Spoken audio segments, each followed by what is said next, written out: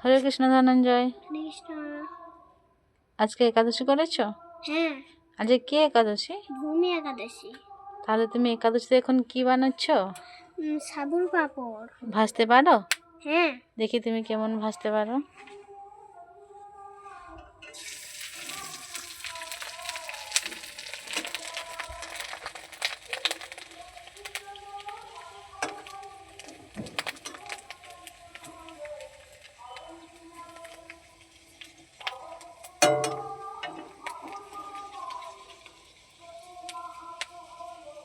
পাঁপড় ভাজা হয়ে গেছে?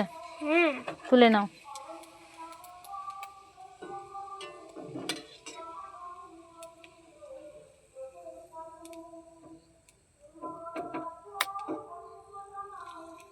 তাহলে এখন যে তুমি পাঁপড় ভেজেছ, এটা কি তুমি ডাইরেক্ট খেয়ে নেবে?